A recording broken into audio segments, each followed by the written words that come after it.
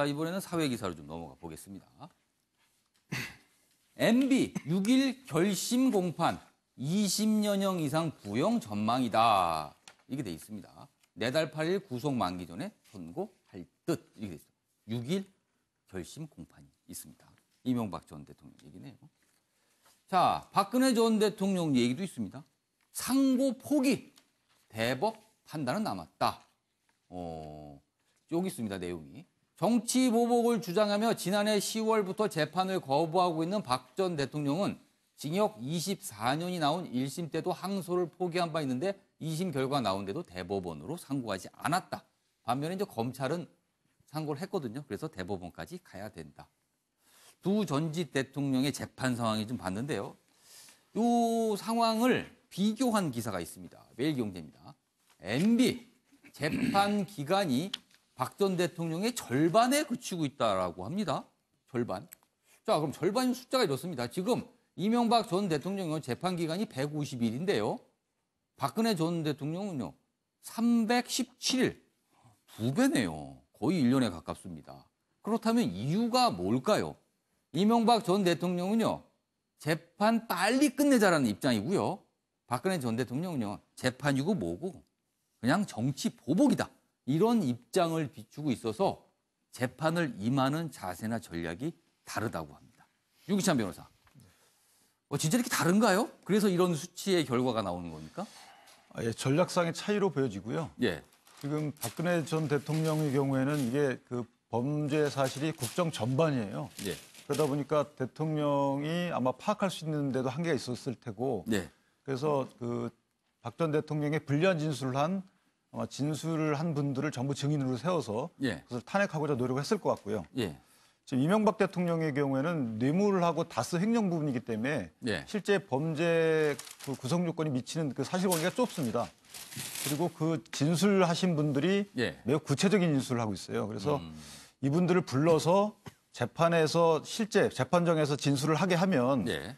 또 다른 문제가 또 다른 어떤 불리한 점이 진술이 나올 수도 있고 예. 또 직접 그 진술을 듣는 재판장이 듣게 하면 그것들이 이 머릿속에 남아있기 때문에 실제 불리하게 작용할 수 있거든요. 그래서 오히려 부르지 않고 예. 그냥 그분들의 진술의 신빙성만 다투는 취지로 그렇게 재판을 진행한 것 같아요. 이명박 전 대통령이 지금까지 부른 재판정에 부른 증언은 1명인데요. 증인은. 박 전 대통령은 100명이 넘는다고 합니다. 그러니까 검찰이 제시한 증거 자체를 인정하지 않기 때문에 증인을 다 불러서 일일이 다 확인하느냐고 재판이 이렇게 길어졌다는 분석도 있습니다. 이 소식 하나 더 보죠. 지금 금천구 집안 치마 가산동 아파트 얘기입니다.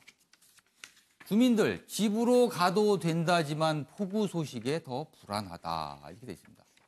지금 대책본부에서는 어제 계측 분석 결과 이상 징후는 없으니까 집에 들어가셔도 됩니다. 하지만 주민들은 봐라 지금 모습을. 여기 사진이 있습니다. 이 아파트가 있고요. 이 옆에 공사장인데 이 사이가 주저앉았습니다. 이 모습을 봐라. 어떻게 불안해서 들어가겠느냐라고 주민들이 반발하고 있다. 이 얘기가 실려 있네요. 자, 이번에 국제기사로 좀 넘어가겠는데요. 맥케인 전 상원의원의 장례식이 미국 시간 1일 있었습니다. 그런데 제목이 이러네요. 트럼프 정치 성토장된 맥케인 장례식. 생전 라이벌이었던 부시, 오바마 추도 연설을 했습니다. 그리고 오바마 전 대통령은 모욕 가짜 논쟁 그러면서 트럼프 대통령을 겨냥한 얘기를 했어요. 이 와중에 외톨이 된 트럼프 대통령 혼자 골프를 하러 갔다네요. 초청을 못 받아서. 여기 또 관련 기사 더 있습니다. 여기 사진은 보면요. 맥케인 상원의원의 장례식장 이런 모습이었고요. 여기 보면 전직 대통령들 보입니다. 여기 보면 부시 전 대통령, 클린턴 전 대통령 있고요. 오바마 전 대통령은 추도 연설을 했고요. 이 시각 트럼프 대통령은 모자를 쓰고 차를 타고 골프장으로 향했습니다. 여기 있습니다. 맥케인의 마지막 메시지는 분열 아닌 통합. 이 시간 트럼프는 골프장행. 미국도 참 어떻게 보면 요지경송인 것 같습니다. 자, 그럼 이 주제와 관련해서 박진아 아나운서가 전하는 자세한 이야기 듣고 이어가도록 하겠습니다. 미국 도널드 트럼프 대통령이 지난달 25일 별세한 존 맥케인 상원의원의 장례식에 초대받지 못했습니다. 현지 시간 1일 워싱턴 국립성당에서 맥케인 의원의 장례식이 치러졌는데요. 조지 부시 전 대통령, 버락 오바마 전 대통령 등 각계 인사들이 참여해 고인의 마지막 가는 길에 배웅했습니다. 그런데 장례식에서 트럼프 대통령의 모습은 보이지 않았는데요. 별세하기 전 맥케인 의원이 직접 자신의 장례식을 기획했는데 이 초대 명단에 트럼프 대통령을 넣지 않았기 때문입니다. 맥케인 의원은 전직 대통령들에게 장례식의 조사를 요청했는데요. 이는 트럼프 대통령의 부재를 보여주기 위한 걸로 해석됩니다. 조지 부시 전 대통령은 조사에서 맥케인은 나를 더 나은 대통령으로 만들었다. 내 삶의 위대한 선물 중에 하나인 맥케인과의 우정을 그리워할 거다. 이렇게 고인과의 인연을 회고했고요.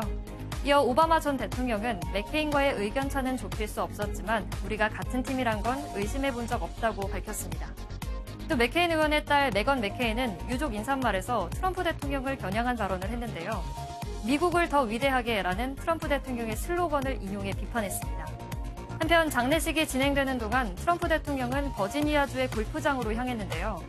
골프장 앞 도로에선 트럼프 대통령을 향한 항의 시위대가 있었습니다. 이 시위대는 영웅 맥케인의 명복을 빕니다. 반역죄 탄핵 등이 적힌 피켓을 들어올렸다는데요. 하지만 맥케인 의원의 장례식이 끝날 때까지도 트럼프 대통령은 추모의 메시지를 남기지 않았습니다.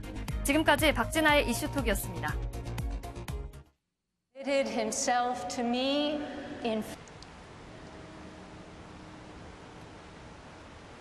We never doubted the other man's sincerity. We were on the same team. John detested the abuse of power, could not abide bigots and swaggering despots. The America of John McCain has no need to be made great again because America was always great. 맥케인 상원의 딸 얘기가 참 인상적입니다. 미국은 이미 위대한데 뭘 더 위대하게 만든다고 이 요란 법석이냐라고 일침을 가하는 얘기입니다. 정우갑 위원님. 미국이 하나 된 모습인데 트럼프 대통령만 그 하나에 못 들어가고 있는 것 같아요. 그렇죠. 상징하는 바가 큰데요. 그러니까 저는 어떤 미국 저 같은 움직임에서 네. 우리 국내에서도 참 좀 느껴야 될 부분이 있다고 봅니다. 그러니까 하나된 미국을 강조하지 않습니까? 예. 항상 통합의 미국. 이제 이 당을 떠난 겁니다. 그러니까 사실은 경쟁자도 오바마 대통령 와서 추모사를 하면서 어떤 그런 하나된 미국의 모습을 보여주는 어떤 정치 지도자의 그런 모습들. 이거 상당히 참 의미 있게. 경쟁자에게 앞서서 존경을 표현하고 있어요. 그렇습니다. 근데 트럼프 대통령은 왜 그러냐에 대해서 트럼프 대통령이 계속 지금부터 이렇게 보면 분열의 정치를 하고 있는 건 아닙니까? 어떤 자기 중심의 분열의 정치. 이 부분에 대해서 어떤 저 같은 공간에서 공화당이든 민주당이든 당을 떠나서 정치 지도자들이 한 목소리로 야 그러지 말자라는 이거 그러면서 미국은 하나다, 위대하다. 이 점을 강조하는 모습들이 참 보기에 괜찮아 보입니다. 트럼프 대통령이 혼자 골프를 하면서 무슨 생각을 했을까요? 초청장도 안 보내서 괘씸하다 그럴까요? 아니면 아예 관심조차도 없었을까요? 뭐 속은 알 수 없습니다. 궁금하긴 좀 합니다. 이번엔 신문 대 신문 코너입니다. 주제는 같아도 내용은 딴판인 두 개의 기사를 비교합니다. 보시죠. 신문 대 신문, 경향신문과 동아일보를 비교해 보겠습니다. 임대 사업자 세 혜택 축소. 김현미 국토부 장관이 주말 동안 얘기했는데 그 얘기를 다루고 있습니다. 우선 경향신문입니다. 임대 등록 규제 회피 수단으로 활용되고 있다. 문제다. 반면에 동아일보는요. 혜택 주며 등록 유도할 때는 언제더니 지금 와서 왜 이렇게 의문을 제기하고 있네요. 하나씩 보죠. 먼저 경향신문입니다. 임대 등록 주택대출 규제 회피 수단 활용으로 의심된다. 김현미 국토부 장관의 발언을 소개하고 있습니다. 솜방망이 종부세와 함께 서울 집값 폭등의 원인으로 지목됐다. 정책 시행 8개월 만에 대폭 뜯어고칠 땐 반발이 적지 않을 듯. 그러나 무게는 뭔가 문제점이 강하게 있다. 그래서 손질을 해야 된다는 쪽으로 기사가 좀 방향이 실렸네요. 반면에 동아일보 보죠. 제목이 이렇습니다. 새 혜택 주며 등록 유도하더니 집값 계속 뛰자 정책 수정에 나섰다. 더군다나 세제 담당 기재부와는 협의가 안 됐다. 국토부는 신규 구입주택 예산 진화에 나섰다. 기사의 결이 확실히 다릅니다. 객관적인 내용도 사실 다르고 있지만 전체적인 분위기가 다르군요. 여기에 두 신문의 사설까지 좀 보죠. 경향신문 사설인데요. 부동산 대책 비우는 집값 이봉책으로 막을 단계 넘어섰다. 여기 뒷부분에 있습니다. 이런 시장에, 그러니까 이런 시장이라는 거 집값이 지금 무섭게 오르고 있는 시장을 말합니다. 이런 시장에 찔끔찔끔 나오는 단편적인 정책이 통할 리 없다. 정부는 세제와 재건축 규제 강화, 시장 교란 행위 처벌 강화 등 기존 가능한 모든 정책을 책상 위에 올려놔라. 그러니까 요번에 임대사업자 세혜택 축소 역시 이런 것 중에 하나일 뿐이다. 다 내놔야 된다라고 강조를 하고 있습니다. 반면에 동아일보 사설입니다.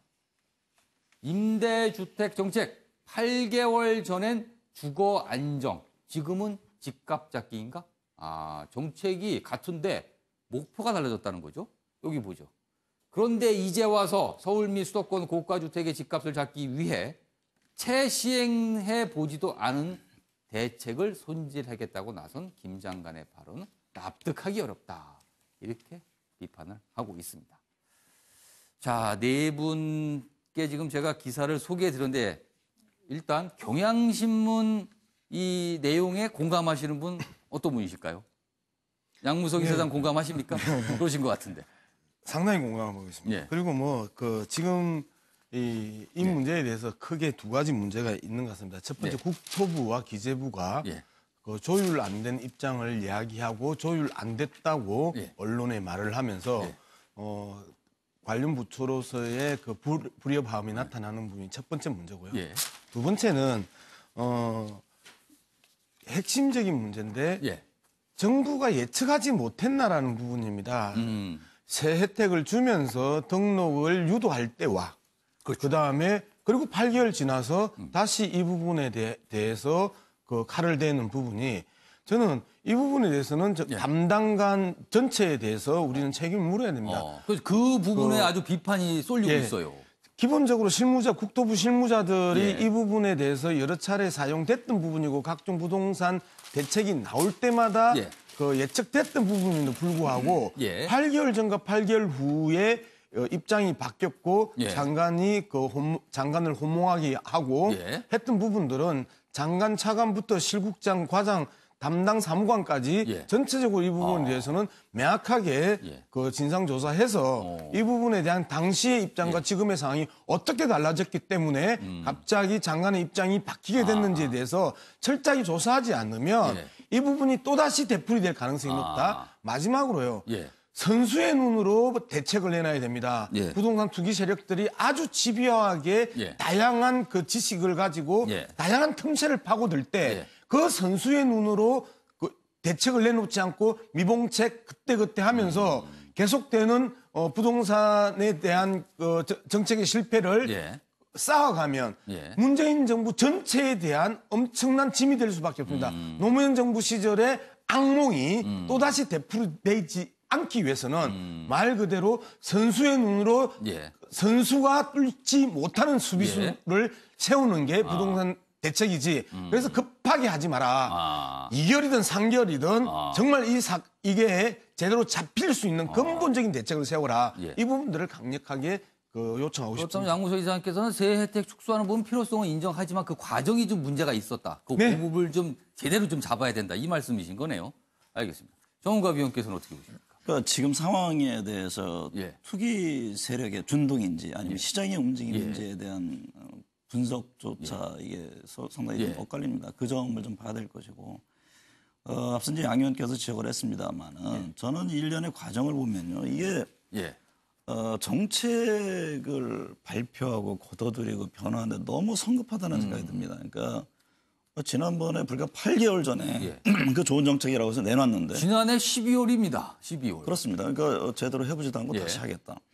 근데 통상이요, 부처 출입해서 보면 아시겠습니다만 정책을 낼 때 굉장히 여론 수렴 과정을 거칩니다. 그러니까 예를 들면 지금 이 중체대한 문제를 다시 어떤 정책 방향을 바꾼다고 할 때는 밑에 중간 간부라든가 국장이라든가 언론을 통해서 넌지시 흘리죠. 흘려서 여론을 한번 타진을 해보는 거죠. 그런 다음에 수렴 과정을 거쳐서 문제점을 찾아내고 보완해가지고 최종 장관의 입장, 청와대 입장에 나와서 결정을 하게 되는데 지금은 제가 보면 모든 프로세스가 건너뛰는 겁니다. 그러니까 시장에서 국민들 입장에서는 제가 보기에 이번 정책에서는 국토부 입장에서 입이 10개라도 할 말이 없는 거죠. 그러니까 장관 입에서 저런 말이 나오니까 떠보는 게 아니라 기정사실화되고 있어요. 네, 그 점을 지적하는 겁니다. 그러니까 이전에 예를 들면 가상화폐 문제도 예. 그렇고 여러 이제 각 부처의 정책을 하는 걸 보면은 왜 그렇게 성급하게 불쑥불쑥 최고 결정권자들이 얘기를 하는 것에 대해서 저는 도대체 그 오랜 기자상으로서 이해를 못 하겠습니다. 이해를. 그리고 이것은 얼마나 국민들의 민감한 문제입니까? 그러고 부동산이라는 것은 정말 모두의 문제고 장기적이고 정말 체계적이고 불쑥불쑥 던지는 것이 아니라 그렇게 해도 잡기도 힘들고 정책 비교도 힘든데 왜 이럴까에 대한 이분에 대한 방금 얘기한 책임 문제라든가 이거는 좀 분명히 규명을 할 필요가 있다고 봅니다. 그럼 요 내용을 다룬 경향신문과 동아일보 기사는 아무래도 동아일보 쪽에 조금 공감을 좀 하시는 편인가요? 저는 양쪽 마찬가지입니다. 아니, 문제가 있으면 당연히 보완을 하는 것이죠. 그러니까 정책이라는 100% 완결품이 없을 겁니다. 핀셋잡기 형태로다가 그 문제에 대해서 짚어서 보완을 해나가면 되는 것인데 왜 마치 이 정책의 모두가 방향선회를 전면적으로 하는 것처럼 내비쳐질까? 왜 이렇게 시장에 혼선을 줄까? 이 점을 지적하는 것이죠. 앵커께서 계속해서 이제 동아일보 입장이냐, 그다음에 이제 경향신문 아무래도 입장이냐. 저희가 신문 비교하니까 어느 쪽에 좀 무게를 두시냐고 제가 질문을 아까 드립니다. 이제 말씀하셨던 전월적 이 행태다라고 이제 이야기를 했는데 경향신문 같은 경우에는 미봉책으로 막을 단계가 넘어섰다고 하면서 근본적인 대책을 요구를 하고 있고요. 동아일보 사설 같은 경우에는 그 김현미 장관의 발언을 납득하기 어렵다고 하면서 비판 중심으로 갔고 대한 촉구 중심으로 갔기 때문에 어느 게 맞다 틀렸다에 대한 문제나 지지한다, 지지하지 않는다의 문제는 좀 넘어선 것 같고 저는 지적하고 싶은 게 박원순 서울시장과 김현미 국토부 장관이 설전을 벌였습니다. 용산 문제를 놓고 그리고 이번 사건은 그 기재부하고 국토부하고 갈등을 일으킵니다. 정국 국장 말씀하셨던 것처럼 대장들은 밑에서 흘려보고 떠보고 그러면서 조율하고 조율된 상태에서 나타나서 이야기하는 드라마틱한 자신의 주인공이 아니라 아주 예측된 재미없는 발표가 대장들이 하는 거고요. 그리고 드라마틱한 경기는 정치인들이 하는 거고요. 이런 측면에 있어서 정치인 장관들의 모습들에 대해서 그 어설픈 점은 지적해야 된다. 두 번째, 서울시와 국토부와 기재부의 조율되지 않음에 대해서 상당히 국무총리실에서 강한 질책을 내려야 된다. 저는 이 부분을 강조하겠습니다. 제가 두 신문을 좀 비교하면서 어느 쪽이냐고 공감했는데 두 신문 내용을 잘 들어보면 다 공감할 만한 내용들이 다 담겨 있다라는 지금 지적을 해주셨습니다. 김철 교수님. 지금 어쨌든 정부에 대해서는 정책의 내용도 문제지만 정책 운영을 지금 잘못하고 있다라는 지적이 더 필요한 때 아닌가 생각이 들고요. 그런 의미에서 보면 어쨌든 그 의도가 무엇이든가를 떠나서 동아일보의 그 지적이 지금 현재 좀 귀담아 들을 필요가 있겠다, 정부로서는 그런 생각이 듭니다. 그리고 제가 꼭 좀 새기고 가야 될 부분이 있는데요. 그런 얘기가 있습니다. 그러니까 진보 정권이 들어서면 부동산 값이 오른다고 그러거든요. 부동산을 억제하려고 그러는데 오른다는 겁니다. 그런 각종 규제나 정책 운영 부분에 있어서 부동산 시장을 축소할 거다라고 하는 생각 때문에 또 다른 적응 정책이 나오고 그러다 보니까 리스크는 올라가니까는 그 단가당 비용이 높아지는 거거든요. 그래서 지금 이게 무슨 얘기냐면 시장을 좀 더 현명하게 접근하거나 조절하려고 하는 좀 지혜로운 접근이 필요하지 이 정책 자체가 자꾸 어떤 그 리스크 때문에 비용을 높이는 방향으로 유도하는 그런 방향의 정책 구사는 상당히 지금 좋지 않다. 이제 그런 의미에서도 지금 이제 그 국토교통부의 지금 현재 저런 정책 운용은 굉장히 좀 이제 문제가 있지 않나 생각이 듭니다. 알겠습니다. 윤기찬 변호사. 오래 기다리셨습니다. 일단은 지금 김현미 장관이 지난번에 발표할 때의 정책의 목표가 주거 안정이라고 했거든요. 근데 이게 이제 사실상은 세원 확보 차원이었던 것 같아요. 그러다 보니까 최근에 그 임대주택 등록 정보 시스템이 확립되다 보니까 이제 그게 필요 없어지고 그러니까 다시 돌아온 거죠. 근데 정책의 목표가 변경될 수는 없는 거예요. 그래서 따라서 임대주택 사업자를 투기 세력으로 예단하기도 어려운 거고요. 저는 개인적으로 누구나 집을 가질 필요는 없다고 생각을 하고요. 주거 안정만 목표로 하면 되는 거예요. 예를 들면 임대주택이 활성화된다 하더라도 임대료를 규제하면 되는 것이고요. 현재 뉴스테이 사업도 진행되고 있고 공공 임대주택도 되고 있잖아요. 따라서 그의 형평성에 맞게끔 임대료를 적정히 규율하는 것이 맞지 않나 이렇게 생각합니다. 알겠습니다. 지금까지 신문 대 신문 알아봤고요. 시간이 좀 남아서 기사 좀 더 보겠습니다. 만화진흥원장 자를 수 있게 성희롱 발언 유도해라. 부천시의 간부가요. 만화진흥원 여직원에게 사주를 해서 진흥원장한테 성희롱 발언을 유도해라. 이렇게 했다. 이게 들통이 났답니다. 이 공무원이 할 짓입니까 이게. 여기 보죠. 서울시 교육청 충돌, 임대주택 더 짓자 학교용지 먼저. 지금 기부채납, 땅이 나왔는데요. 기부채납. 그 용도를 두고 서울시에서는 임대주택, 아니다. 교육 쪽에서는 학교를 줘야지 무슨 소리야. 이래서 갈등을 빚고 있다. 공공성의 충돌이다. 이런 얘기 나오고 있습니다. 아침의 매일경제, 오늘 신문 보기는 여기까지입니다. 시청해주신 여러분 고맙습니다.